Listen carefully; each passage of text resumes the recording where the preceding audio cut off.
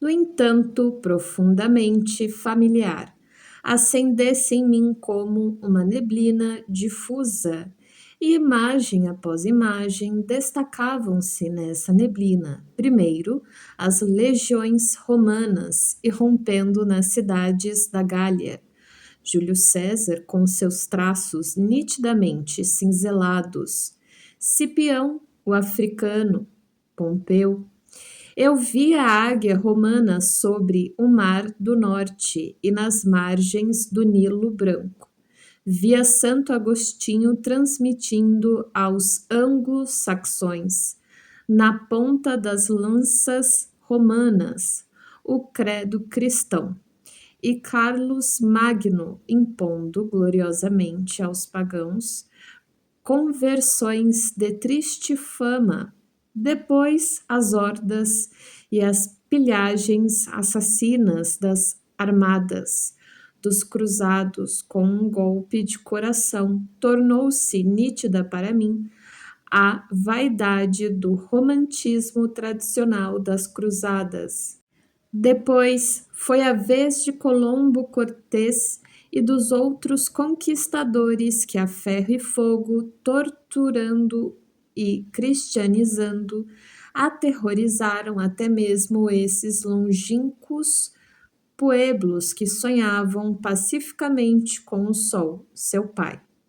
Vi também as populações das ilhas dos mares do sul dizimadas pela escarlatina trazida através das roupas, a sífilis e o fogo selvagem.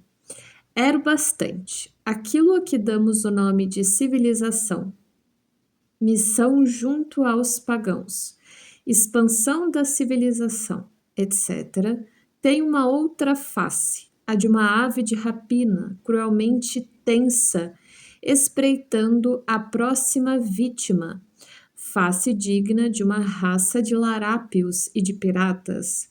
Todas as águias e outros animais rapaces que ornam nossos escudos heráldicos me parecem os representantes psicológicos apropriados de nossa verdadeira natureza. Retive ainda uma outra coisa da conversa com o tio Iaibiano, que tem relação tão estreita com a atmosfera particular da nossa conversa, que meu relato ficaria incompleto se não a mencionasse. Nosso encontro ocorreu no terraço do quinto andar do edifício principal. De lá haviam-se indivíduos nos outros terraços, envolvidos em mantas de lã, mergulhados na contemplação do percurso do sol, que todos os dias se ergue no céu puro em torno de nós. Agrupavam-se as casas quadradas mais baixas, feitas de adobe, com suas escadas características, conduzindo do chão ao terraço ou do terraço a terraço até os degraus superiores. Em épocas anteriores, menos pacíficas, a entrada da casa ficava habitualmente no terraço. Diante de nós se estendia o elevado planalto, ondulado de Taos, cerca de 2.300 metros acima do nível do mar, até o horizonte, onde se erguia a 4.000 metros de altitude, alguns cumes cônicos, antigos vulcões. Atrás corria um rio límpido ao longo das casas. Na outra margem erguia-se um segundo pueblo, com suas casas avermelhadas de adobe, construídas no centro, umas sobre as outras, estranhas antecipações da perspectiva de uma grande cidade americana, com seus arranha-céus no centro. Cerca de meia hora, rio acima, erguia-se uma enorme montanha isolada, majestosa, a montanha que não tem nome. A lenda diz que, nos dias em que fica oculta pelas nuvens, os homens caminham para ela e desaparecem para se entregarem a ritos misteriosos. O índio pueblo é extremamente fechado, absolutamente inacessível no que diz respeito à religião. Intencionalmente faz de suas práticas um mistério tão bem preservado que renunciei, por ser impossível, a seguir o caminho da pergunta direta. Nunca sentira antes uma tal atmosfera de mistério, pois as religiões do mundo civilizado de hoje são acessíveis a todos. Há muito seus sacramentos perderam o caráter misterioso. Ora, aqui o ar era saturado de mistério, conhecido por todos, mas inacessível ao branco. Essa situação singular deu-me uma ideia do que podia ter sido Eleusis, cujo mistério, conhecido por toda uma nação, nunca foi traído. Compreendi o que deviam sentir Pausânias ou Heródoto ao escreverem, abre aspas, dizer o nome desse Deus não me é permitido, fecha aspas. Entretanto, eu não via nisso uma mistificação. Sentia que era um segredo vital, cuja traição seria um perigo tanto para o indivíduo como para a coletividade. A preservação do segredo dá ao pueblo orgulho e energia para resistir ao branco todo-poderoso, dá-lhe coesão e unidade. Senti que há uma certeza: os pueblos, como coletividade personalizada, subsistirão na medida que conservarem seus mistérios, ou enquanto estes não forem profanados. Admirado, constatava o quanto a expressão do índio se modificava ao falar de suas ideias religiosas. Na vida comum, manifesta um grande domínio sobre si mesmo e uma dignidade que chega a ser uma equanimidade quase apática. Ao falar do que se relaciona com tais mistérios, pelo contrário, é tomado por uma emoção surpreendente que não pode dissimular, e isto respondia integralmente à minha curiosidade. Como já disse, renunciei a colocar diretamente as questões. Se desejava saber de fatos importantes, fazia observações laterias. Está escrito laterias. Fazia observações laterias. Enfim. E observava o rosto de meu interlocutor para ver se nele descobria eventuais manifestações afetivas. Quando tocava no essencial, ele se calava ou dava uma resposta evasiva, manifestando uma profunda emoção. Às vezes, seus olhos se enchiam de lágrimas. Para eles, as concepções religiosas não são teorias. Travessão. Que curiosas teorias arrancariam lágrimas de um homem. Travessão. Mas fatos tão importantes e significativos como as realidades exteriores correspondentes. Estava sentado no terraço em companhia de Ochiai Biano, enquanto o sol se elevava cada vez mais brilhante. Apontando-o, ele me disse: então não é nosso Pai aquele que se ergue no céu? Como negá-lo? Como poderia existir um outro Deus? Nada pode existir sem o sol. Sua excitação, que já era visível, foi aumentando. Buscava palavras e por fim exclamou: o que pode fazer um homem sozinho nas montanhas, se ele não pode nem ao menos acender o fogo? Perguntei-lhe se não pensava que o sol era uma bola de fogo, formada por um Deus invisível. Minha pergunta não suscitou espanto e muito menos desagrado. Simplesmente deixou-o indiferente. Tive a impressão de esbarrar num muro intransponível. A única resposta que obtive foi: o sol é Deus. Todos podem ver isso. Ninguém pode se furtar à poderosa impressão que o sol causa. No entanto, assistir a esses homens maduros extremamente dignos, tomados de uma emoção irreprimível, ao falar do sol, foi para mim uma experiência nova que me tocou profundamente. Numa outra ocasião, estava à beira do rio, olhando o cume da montanha que se eleva a mais de 2.000 metros acima do Planalto.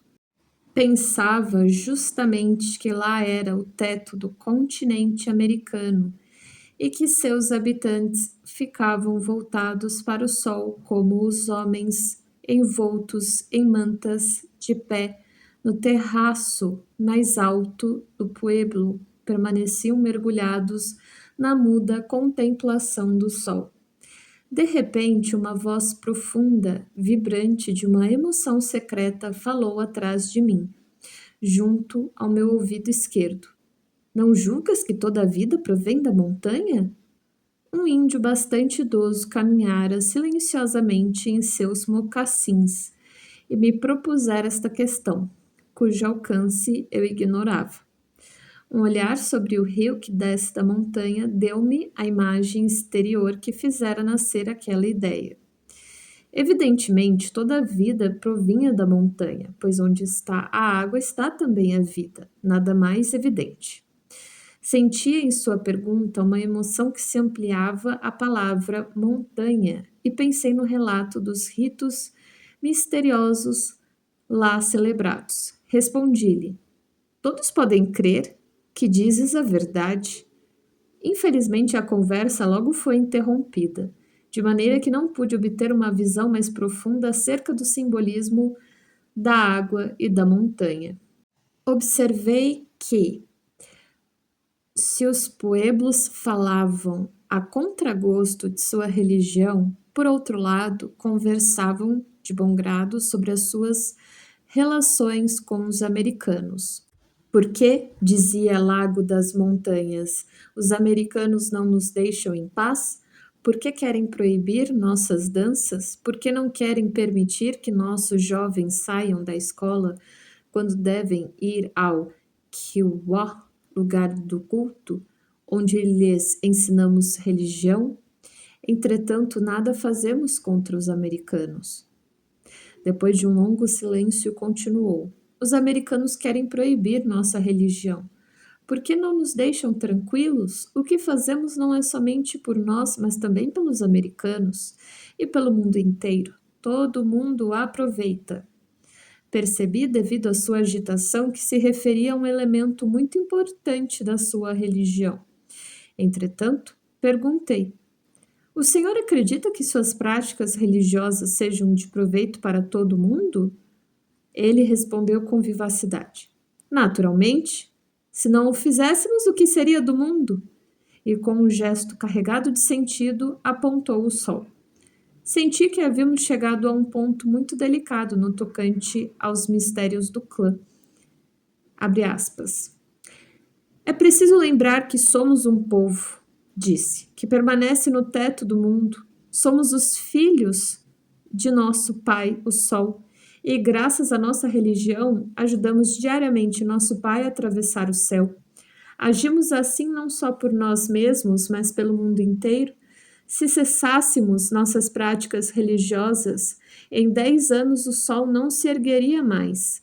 Haveria uma noite eterna. Fecha aspas. Compreendi então sobre o que repousava a dignidade, a certeza serena do indivíduo isolado. Era um filho do sol, sua vida tinha um sentido cosmológico. Não assistia ele a seu pai, que conservava toda a vida, em seu nascente e poente cotidianos? Se compararmos a isso nossa autojustificação, ou o sentido que a razão empresta à nossa vida, não podemos deixar de ficar impressionados com a nossa miséria. Precisamos sorrir, ainda que de puro ciúme, de ingenuidade dos índios, e nos vangloriarmos de nossa inteligência, a fim de não descobrirmos o quanto nos empobrecemos e degeneramos. O saber não nos enriquece, pelo contrário, afasta-nos cada vez mais do mundo mítico, no qual outrora tínhamos direito da cidadania.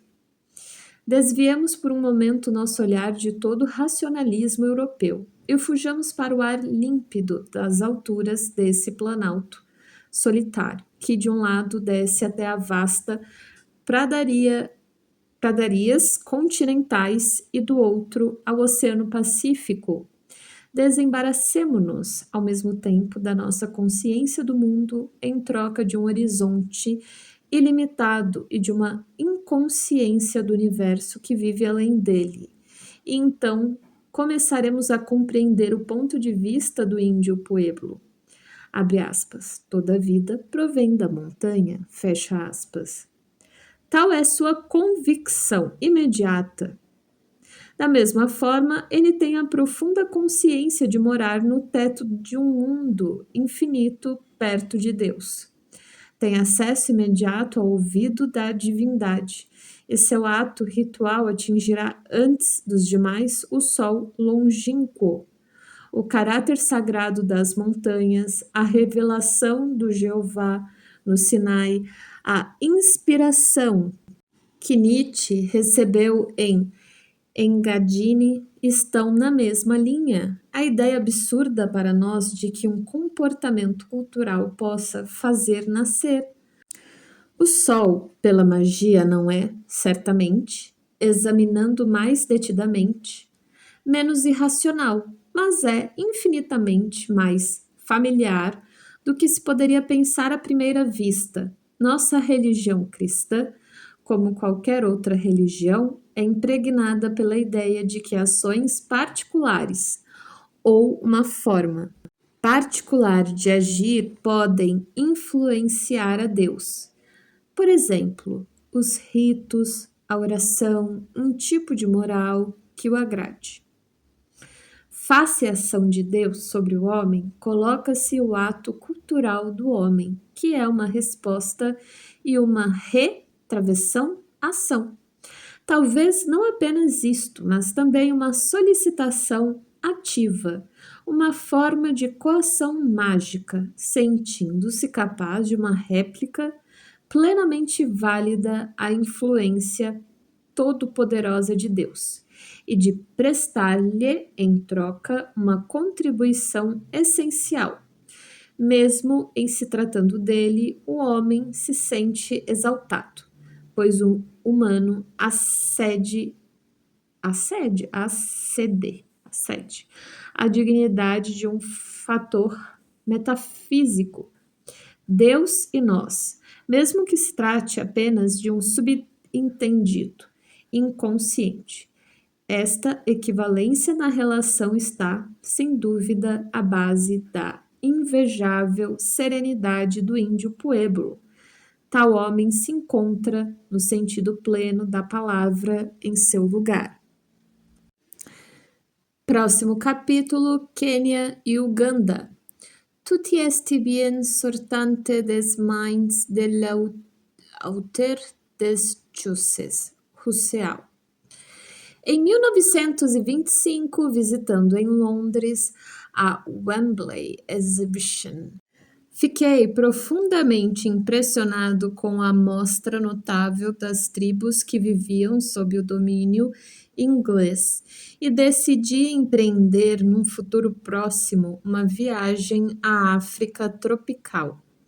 Há muito sentia o desejo de viver algum tempo num país com homens que tivessem a menor relação possível com a Europa.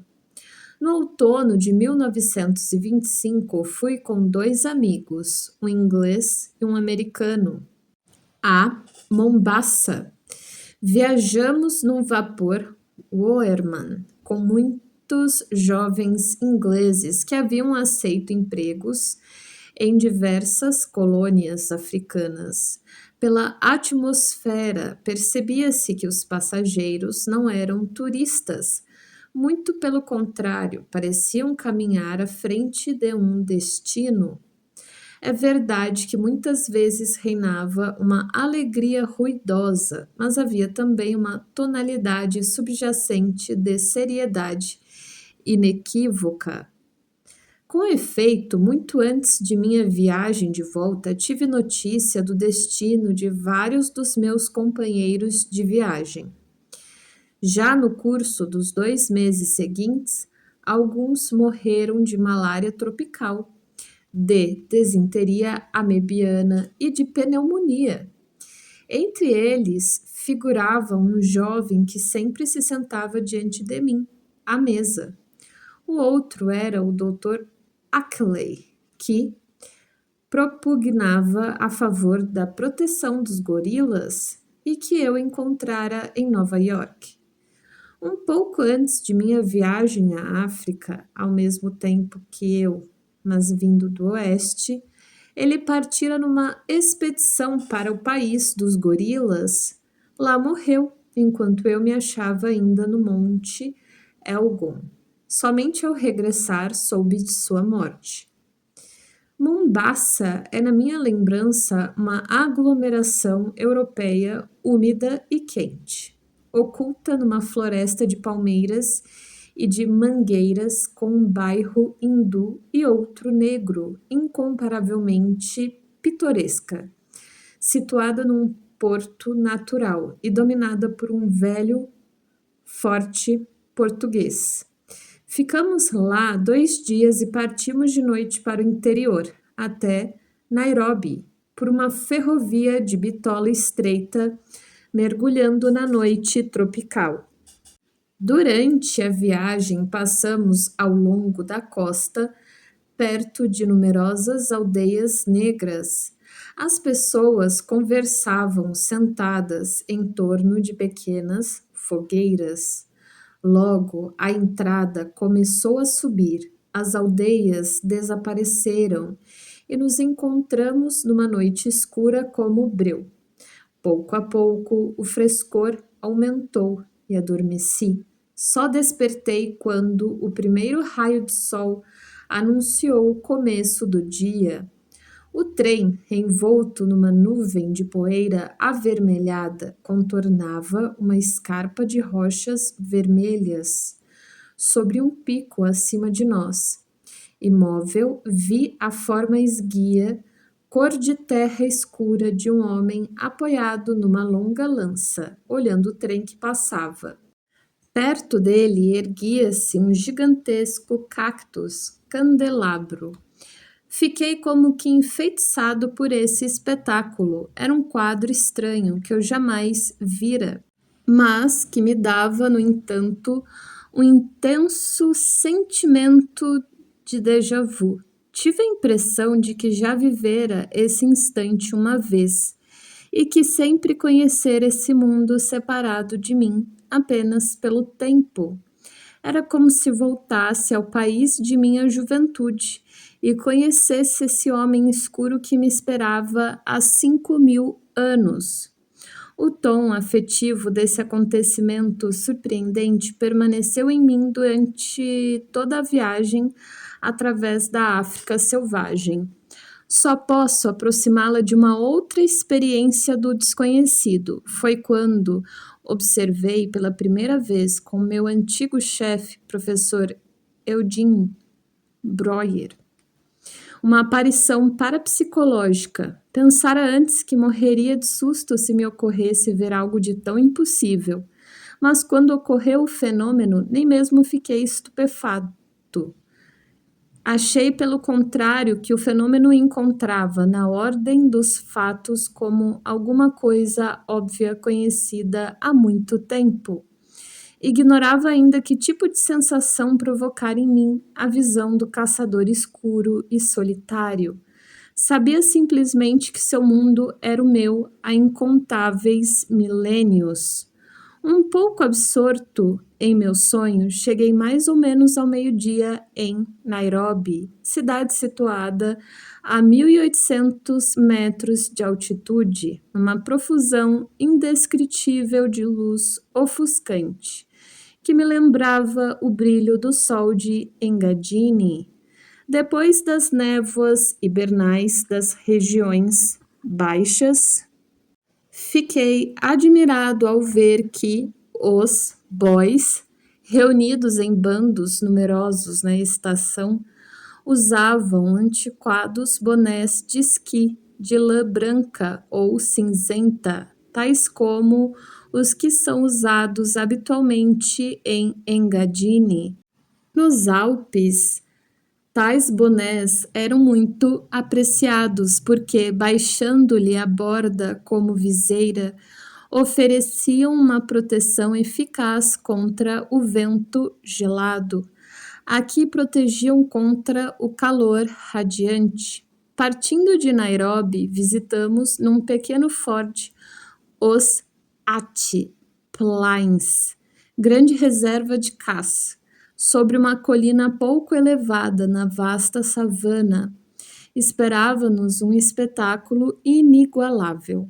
Até o horizonte mais distante, percebemos imensas manadas, gazelas, antílopes, gnus, zebras, javalis, etc., pastando e sacudindo as cabeças. As manadas se moviam lentamente. Ouvia-se apenas o grito melancólico de uma ave de rapina. Havia o silêncio do eterno começo do mundo, como sempre fora na condição do não ser, pois até há bem pouco tempo ninguém lá fora para saber que havia esse mundo. Afastei-me de meus companheiros até perdê-los de vista. Tinha a impressão de estar completamente só. Era o primeiro homem que sabia ser esse o mundo e que, através de seu conhecimento, acabara de criá-lo naquele instante. Tornou-se então extraordinariamente claro para mim o valor cósmico da consciência.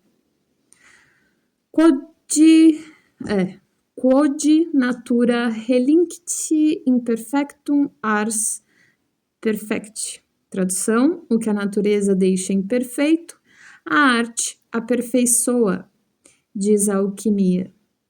Eu, homem, num ato invisível de criação, levo o mundo ao seu cumprimento, conferindo-lhe existência objetiva.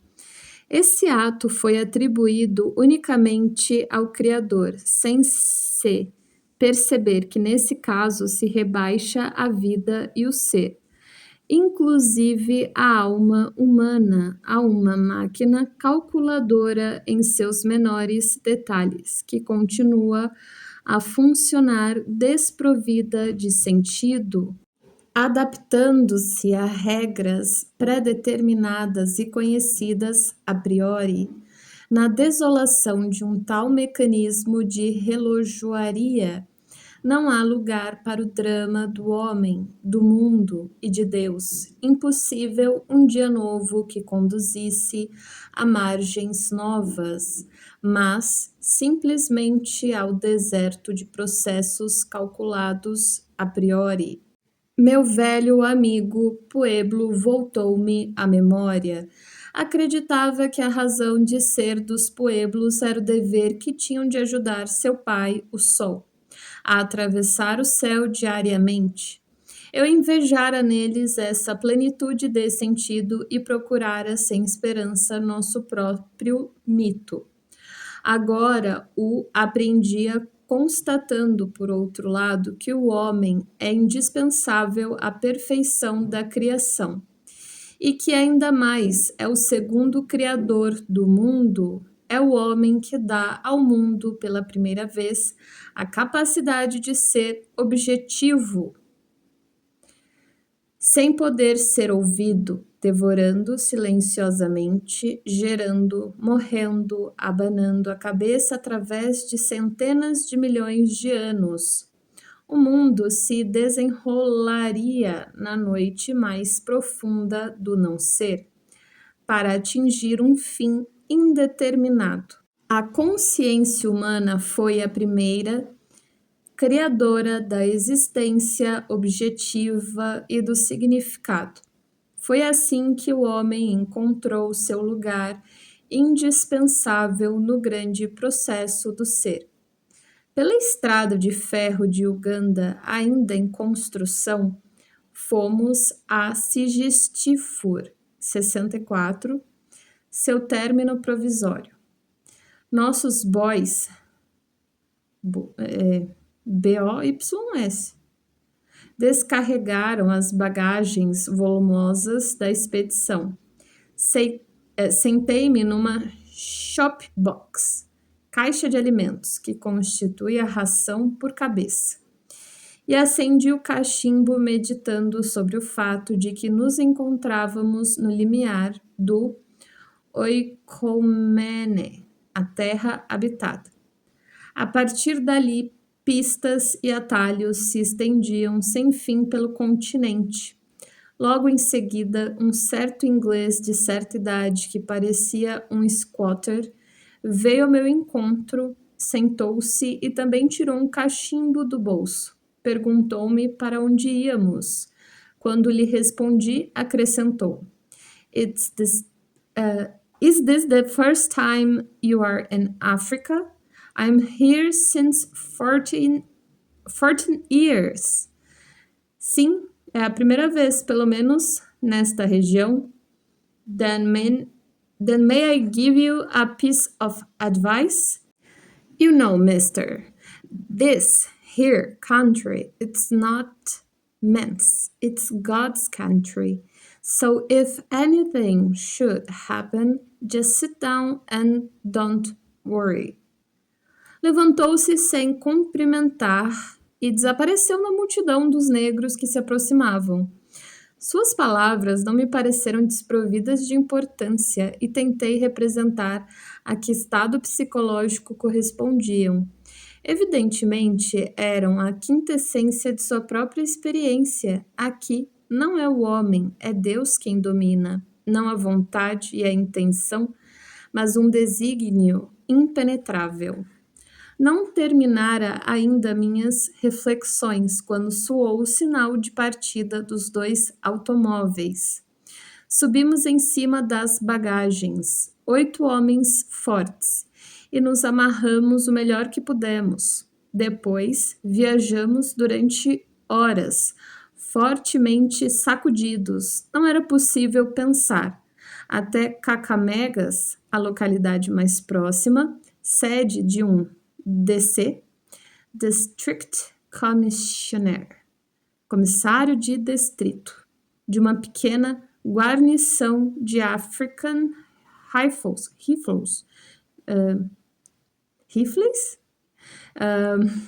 de um hospital. E quem acreditaria de um pequeno asilo de alienados? A distância era muito maior do que se supunha. A tarde declinava e bruscamente anoiteceu. No mesmo instante desencadeou uma tempestade tropical, com raios quase ininterruptos, trovões e um aguaceiro torrencial que, num instante, nos molhou da cabeça aos pés e transformou um regato num perigoso obstáculo. À 00:30, sob um céu menos pesado, chegamos esgotados a Kacamegas, onde o DC nos recebeu solicitamente em seu drawing room e nos serviu uísque. Na lareira, quão oportunadamente, ardia o fogo. No meio da sala elegante, erguia-se uma grande mesa coberta de jornais ingleses. Podia-se pensar que se tratava de uma casa de campo no Sussex. Eu estava de tal modo cansado que não sabia se tinha sido transportado da realidade para um sonho ou vice-versa.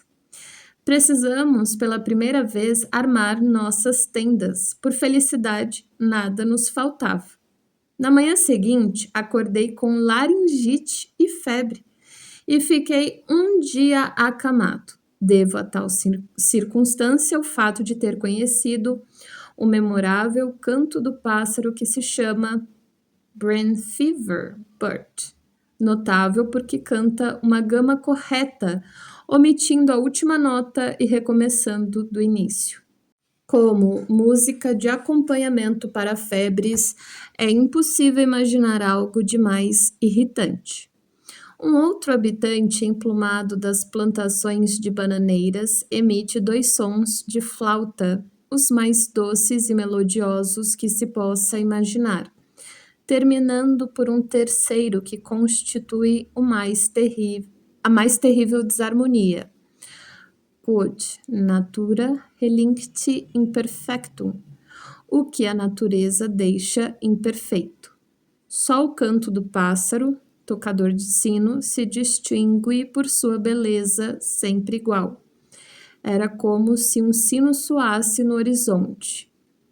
No dia seguinte, graças à ajuda do DC, tínhamos reunido uma coluna de carregadores com uma escolta militar de 3 ascaris. Foi então que começamos nossa expedição para o Monte Elgon, cujas costas e a cratera a 4.400 metros logo se tornaram visíveis no horizonte.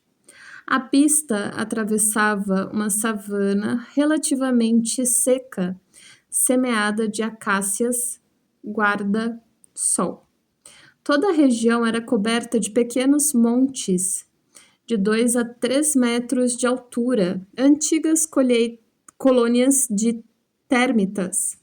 Para os viajantes, havia ao longo da pista casas de repouso, cabanas de adobe, redondas, cobertas de ervas, abertas e vazias de noite, como proteção contra os intrusos. Colocava-se na entrada uma lanterna acesa. Nosso cozinheiro não tinha lanterna, mas se abrigava muito contente em sua cabana mirim. Isto quase lhe foi fatal.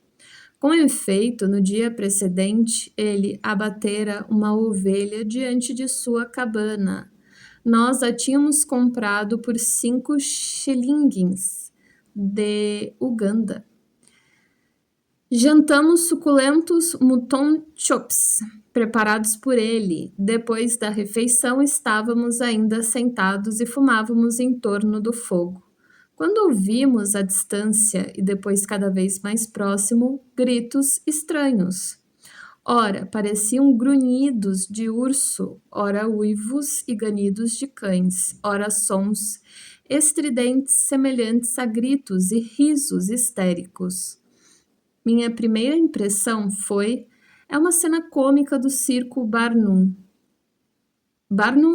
and Bailey, mas logo a situação se tornou ameaçadora. Estávamos cercados por todos os lados por um bando de hienas famintas que haviam farejado o sangue da ovelha. Executavam um concerto infernal e à luz do fogo podia-se ver seus olhos brilharem na erva alta da savana. Apesar do conhecimento teórico que tínhamos da natureza das hienas, segundo a qual esses animais não atacam o homem, não estávamos muito tranquilos, principalmente quando, atrás da casa de repouso, ecoou um terrível grito humano. Pegamos imediatamente nossas armas, um fuzil Mannlicher de 9 mm e um fuzil de caça, e demos alguns tiros na direção dos olhos faiscantes. Quando o cozinheiro, tomado do mais louco terror, veio correndo para o nosso lado, dizendo que uma hiena entrara em sua cabana e quase o matara. O acampamento inteiro estava em agitação. Provavelmente isso assustou o bando de hienas a ponto de pô-las em debandada. Com ruidosos protestos, o restante da noite decorreu numa calma imperturbável, embora de início ecoassem intermináveis gargalhadas no acampamento de nossa tropa. No dia seguinte, muito cedo, o chefe local presenteou-nos com 2 frangos e uma cesta cheia de ovos, pedindo-nos que ficássemos mais um dia para matar as hienas. Efetivamente, elas tinham retalhado e devorado no dia precedente um velho adormecido em sua cabana de África nihil certum. Na África nada é seguro. Desde o romper do dia começaram as palmas e as gargalhadas na seção dos bois, porque representavam repetindo os acontecimentos da noite. Um deles fazia o papel do cozinheiro adormecido, um dos soldados a hiena que se aproximava furtivamente do homem que dormia para devorá-lo. Para a grande alegria do público, esse drama foi repetido nem sei quantas vezes. A partir desse momento, o cozinheiro foi apelidado de Fizzy. Quanto a nós, os três brancos da caravana já recebêramos trademarks. Meu amigo inglês era o pescoço vermelho, aquele que tem a nuca vermelha, pois diz a lenda que todos os ingleses têm a nuca vermelha. O americano, que possuía um variado guarda-roupa, tinha o apelido de Bawana Maridadi, o cavalheiro elegante. Como nessa época eu já tinha cabelos brancos aos 50 anos, era o Mise, o velho de 100 anos. A idade avançada é rara na África. Lá, poucas vezes vi homens de cabelos brancos. Mise é também um título honorífico que me cabia como chefe da Bugishu Psychological Expedition, designação que nos fora imposta pelo Foreign Office de Londres, como Lucus Annum Lucento. Fizemos uma visita aos Bugichus, mas passamos a maior parte do tempo com os Elgunis. Os negros mostraram-se excelentes conhecedores de caracteres. Uma de suas vias intuitivas de conhecimento consistia no modo inigualável de imitar a maneira de se exprimir, os gestos, o andar das pessoas, e dessa forma entravam na sua pele. Achei surpreendente o conhecimento deles sobre a natureza emocional das pessoas. Não hesitava em ter com eles longas conversas que muito lhes agradava. Aprendi muito desse modo. Nossa viagem tinha um caráter semi-oficial e isso nos foi muito útil. Houve facilidade no recrutamento de carregadores e, além disso, recebemos uma escolta militar. Esta não era supérflua, pois tínhamos a intenção de viajar através de regiões que ainda não estavam sob o controle dos brancos. Um capitão e 2 soldados acompanhavam nosso safari ao Monte Elgon. Recebi do governador de Uganda uma carta na qual me perguntava se podia confiar à nossa guarda uma inglesa que ia voltar para o Egito, através do Sudão. Nós íamos seguir o mesmo itinerário e, como já encontráramos essa senhora em Nairobi, não tínhamos motivo algum de recusar esse pedido. Por outro lado, tínhamos uma dívida de gratidão, uma vez que o governador nos ajudara de muitas maneiras. Menciono tal episódio para mostrar quais as vias sutis de um arquétipo que influencia nosso modo de agir. Éramos 3 homens, e isto por puro acaso. Convidaram um terceiro amigo para nos acompanhar, mas circunstâncias adversas o haviam impedido de aceitar. Bastou isso para constelar o inconsciente, ou o destino, sob a forma do arquétipo da tríade, que chama o quarto, tal como sempre ocorreu na história desse arquétipo. Como sou inclinado a aceitar o aleatório que vem ao meu encontro, dei as boas-vindas a essa senhora que entrou em nosso grupo de 3 homens. Esportiva e corajosa, foi uma espécie de compensação natural de nossa masculinidade unilateral. Quando meu amigo mais jovem foi atingido mais tarde por um grave ataque de malária tropical, ficamos reconhecidos a nossa acompanhante pela experiência que adquirira como enfermeira durante a Primeira Guerra Mundial. Depois de nossa aventura com as hienas, sem ouvir os pedidos do chefe da tribo, continuamos o caminho. O terreno subia em leve inclinação. Os vestígios do escoamento da lava terciária se multiplicavam. Atravessamos belíssimas extensões de florestas virgens, com suas árvores enormes de Nandi Flame, cobertas de flores de um vermelho flamejante. Escaravelhos gigantes e borboletas ainda maiores de ricas cores animavam a orla da floresta e as clareiras. Macacos curiosos sacudiam os ramos. Logo nos encontramos Miles from Anywhere, na selva. Tratava-se de um mundo paradisíaco. A região era, em grande parte, uma savana rasa de solo carmesim. Caminhávamos frequentemente através das sendas indígenas que serpenteavam pelos arbustos, em meandros incrivelmente cerrados, cujo raio de curvatura era de cerca de 3 a 6 metros. Nosso caminho conduziu-nos à região dos Nandis, através da floresta de Nandi, enorme complexo de floresta virgem, sem incidentes.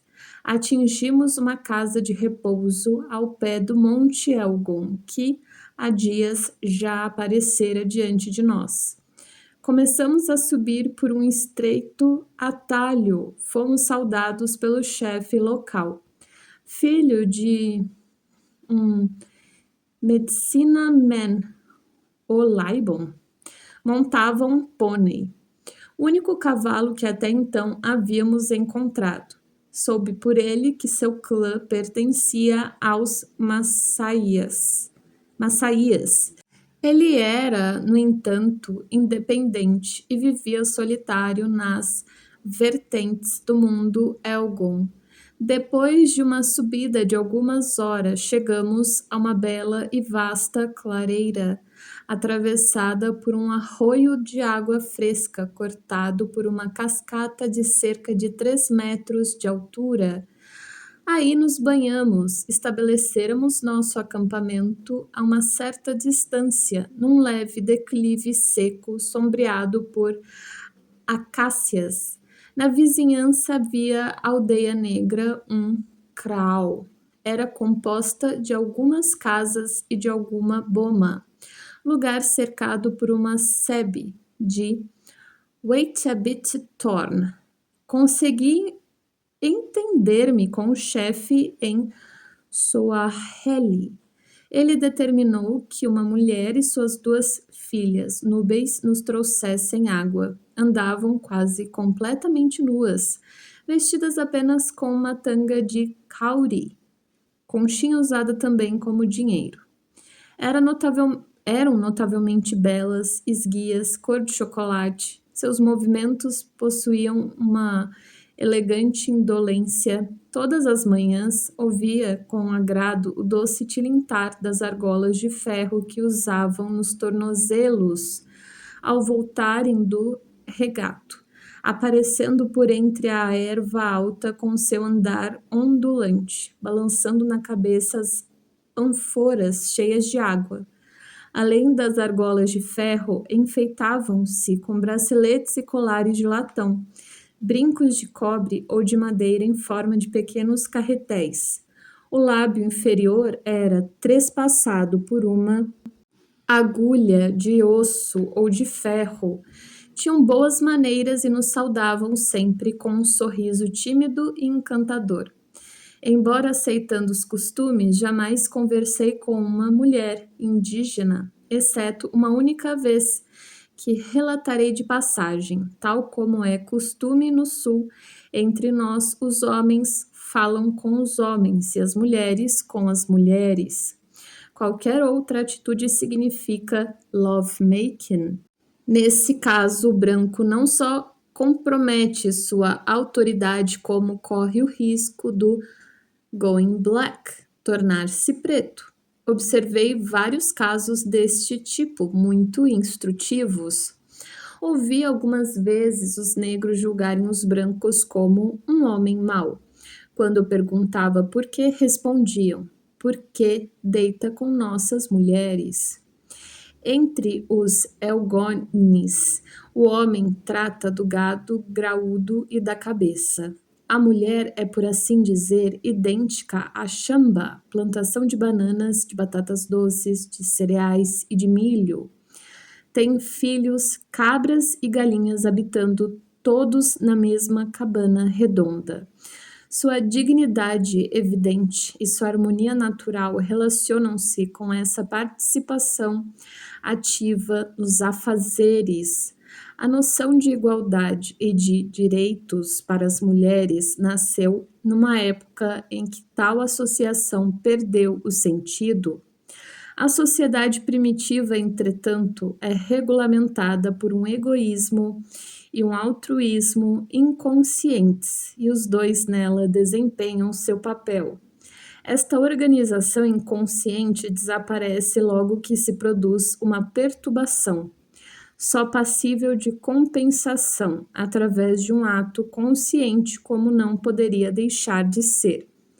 Lembro-me com agrado de um dos meus informantes principais sobre as relações familiares entre os Eugones.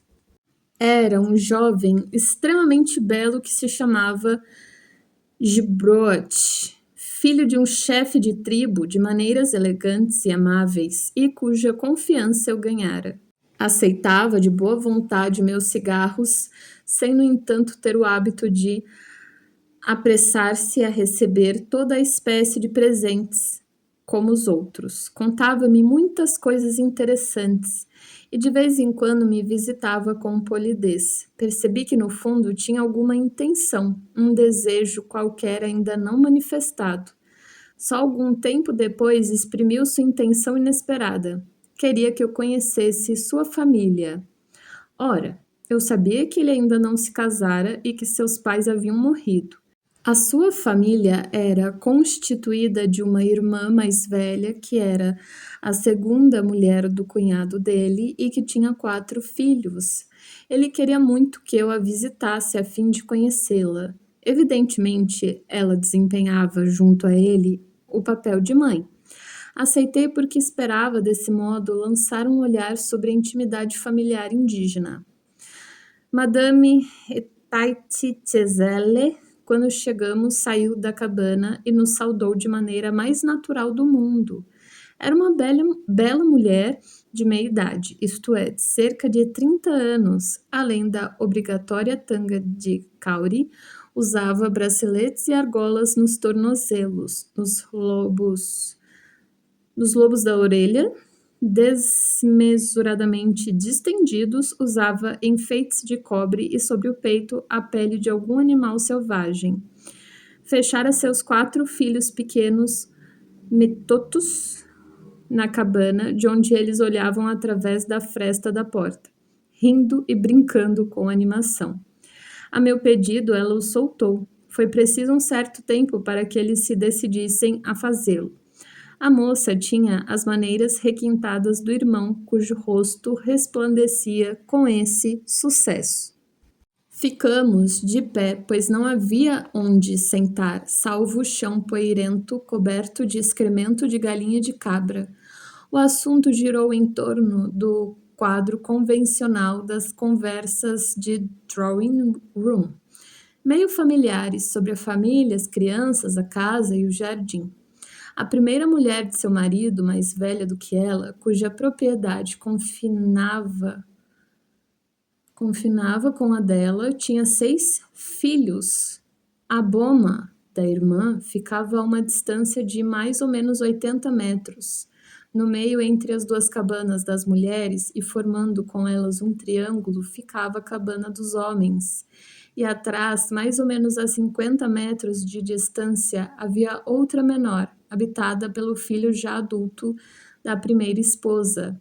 Cada uma das mulheres possuía uma chamba, isto é, uma plantação de bananeiras, de batata doce, de cereais e de milho, que era visivelmente o orgulho de minha anfitrioa. A impressão que tive era de que a segurança e o sentimento de valor pessoal que se podia ler em seu comportamento repousavam em larga medida numa identidade com sua totalidade evidente, composta de seu mundo pessoal, feito de filhos, casa, de seu gado miúdo, da chamba e, last but not least, de seu físico atraente. Quase não se mencionou o homem. Ora, ele parecia estar presente, ora ausente. Naquele momento não se sabia por onde andava. Minha anfitrioa encarnava plenamente e sem problema tudo o que era existente, verdadeiro. Pied à terre, para o seu marido. A questão não parecia residir no fato de ele estar ou não lá, mas muito mais do que ela estivesse presente em sua totalidade como centro geomagnético do esposo que errava com seus rebanhos. O que se passa no fundo dessas almas simples é inconsciente, portanto, ignorado, e só pode ser inferido com a ajuda de um material de comparação europeu de diferenciação avançada. Perguntava a mim mesmo se a masculinização da mulher europeia não se relacionava com a perda de sua totalidade natural. Chamba, filhos, gado, miúdo, casa particular e fogo do átrio. Como o meio de compensar seu empobrecimento, e perguntava também a mim mesmo se a feminilização do homem branco não seria também outra consequência disso. Os estados mais racionalistas apagam ao máximo a diferença entre os sexos.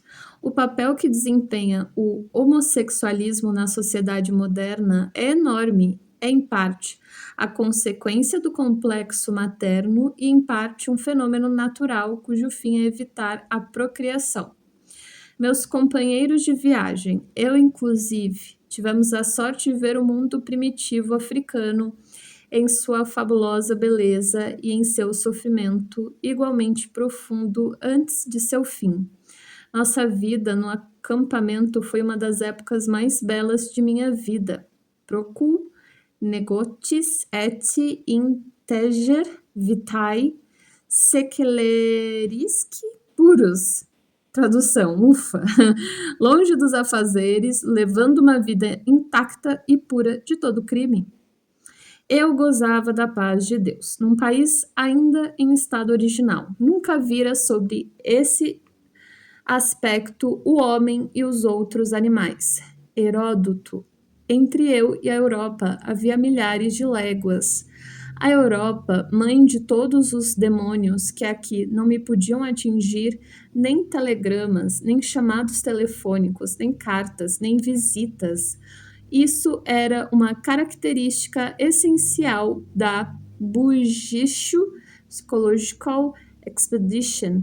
Minhas forças psíquicas libertas mergulhavam de novo com felicidade na imensidão do mundo original.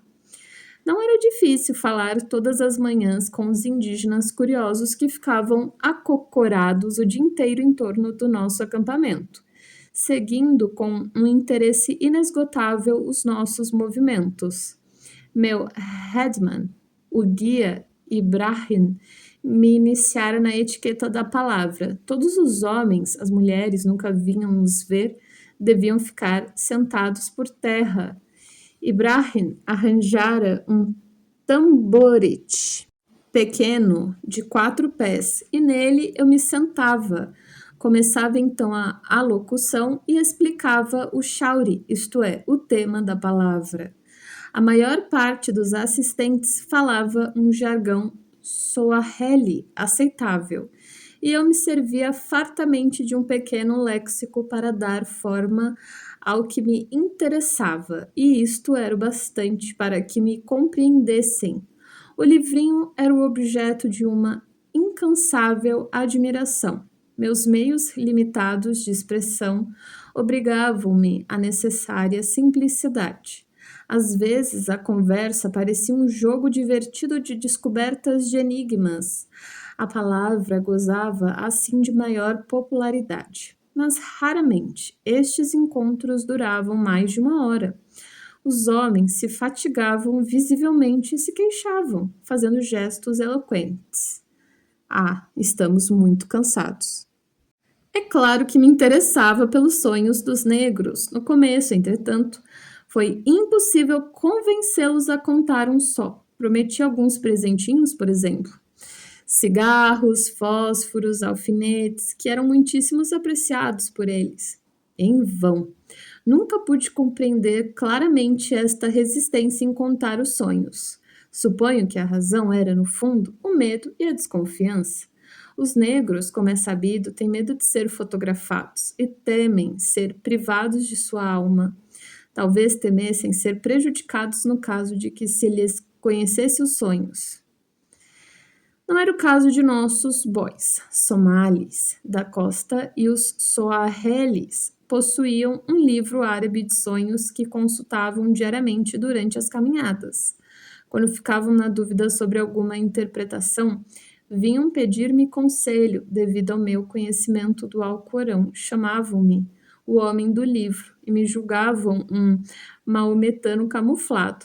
Conversávamos certa vez com o Laibon, o velho chefe medicine man. Ele apareceu vestido com um manto maravilhoso de pele de macaco azul. Era um suntuoso traje de cerimônia. Quando o interroguei acerca de seus sonhos, explicou-me com lágrimas nos olhos. Abre aspas.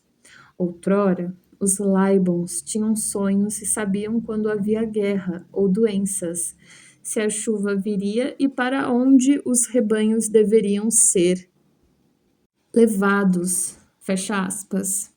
Seu avô ainda sonhara, mas desde que os brancos haviam chegado à África, ninguém mais sonhava. Não havia mais necessidade de sonhos, pois agora os ingleses sabiam tudo. Sua resposta mostrou-me que o Medicine Man perdera sua razão de ser. A voz divina que aconselha o clã tornara-se inútil, pois os ingleses sabem ainda mais. Outrora, o Medicine Man negociava com os deuses ou com o poder do destino e dava conselhos a seu povo. Exercia uma grande influência da mesma forma que na Grécia Antiga as palavras da Pitya gozavam de uma grande autoridade. Mas agora a autoridade do Medicine Man fora substituída pela do DC. Todo o valor da vida jazia agora no mundo imediato daqui de baixo e a tomada de consciência por parte dos negros do poder físico me parecia ser apenas uma questão de tempo e de vitalidade da raça. Nosso Laibon não era absolutamente uma figura majestosa, mas sim um velho senhor, um tanto lamuriento. Apesar disso, ou talvez mesmo por isso, era a personificação viva e impressionante da desagregação subterrânea e progressiva de um mundo ultrapassado que jamais renasceria. Em várias ocasiões, dirigi a conversa para os Numina, principalmente para os ritos e as cerimônias. Sobre isso, só pudera perceber alguma coisa num lugarejo, no meio de uma rua animada. Diante de uma cabana vazia, havia um lugar cuidadosamente varrido, de vários metros de diâmetro. No centro via-se uma tanga de cauri, braceletes e argolas de tornozelo, além de brincos, fragmentos de vasos de toda espécie e um pau de escavar. Só pudemos saber que uma mulher morrera nessa cabana. Nada se falou acerca de alguma cerimônia fúnebre. Durante a nossa sessão da palavra, as pessoas me asseguraram com ênfase que seus vizinhos do oeste eram gente má. Quando alguém morria entre eles, meus interlocutores, o aviso era dado à aldeia mais próxima e à noite o cadáver era transportado a meio caminho entre as duas aldeias. No outro lado, toda a espécie de presentes era trazida a esse mesmo lugar e de manhã o cadáver desaparecia. Insinuava-se claramente que o morto fora devorado pelos habitantes da outra aldeia. Mas entre os Elgones nunca se fazia isso, diziam eles. É verdade que colocavam os cadáveres nas moitas e as hienas se encarregavam do enterro durante a noite. Um fato é certo, nunca encontramos um traço sequer de um enterro. Nessa ocasião, entretanto, vinha saber que quando um homem morria, colocava-se o seu cadáver no chão, no meio da cabana. O Laibon andava em torno do corpo, espalhando leite no chão, leite que levava num pote, murmurando. Vamos lá. Aiki adhista Adhista Aik. Acho que é isso. Eu já conheci o sentido dessas palavras depois de um encontro da palavra memorável que ocorrera pouco antes.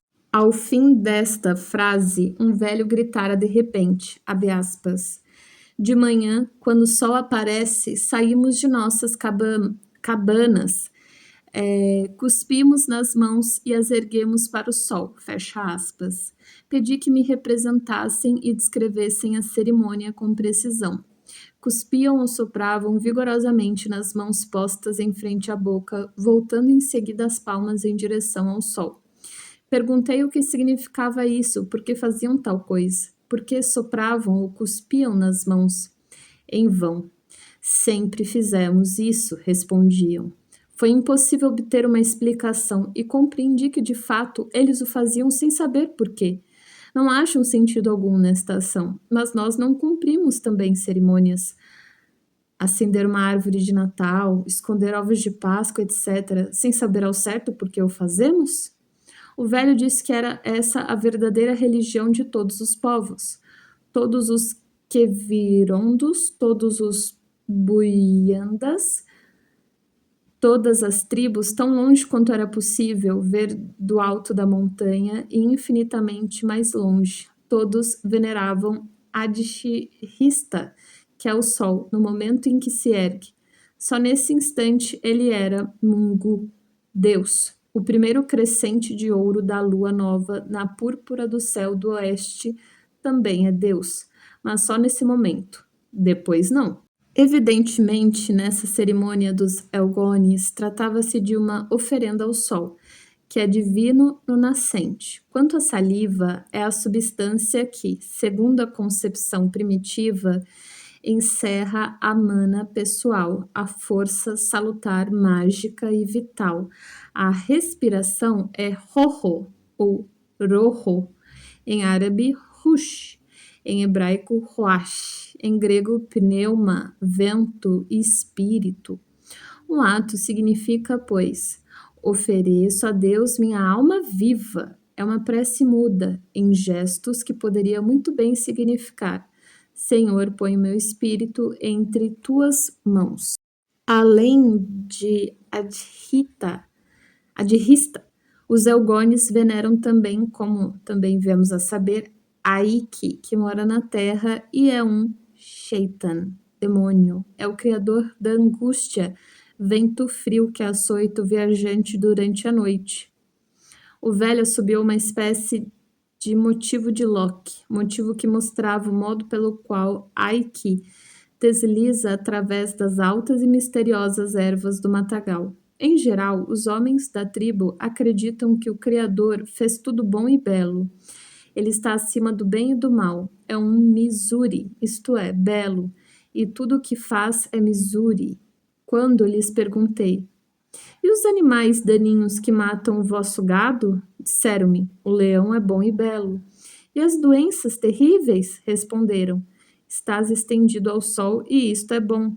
Senti-me tocado por esse otimismo, mas à noite, a partir das 6 horas, percebi que essa filosofia cessava de repente.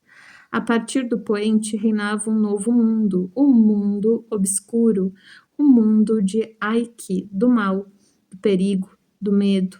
A filosofia otimista se apaga e começa uma filosofia de medo dos fantasmas, com práticas mágicas para afastar o mal. Com o nascente, volta o otimismo, sem que haja contradição interna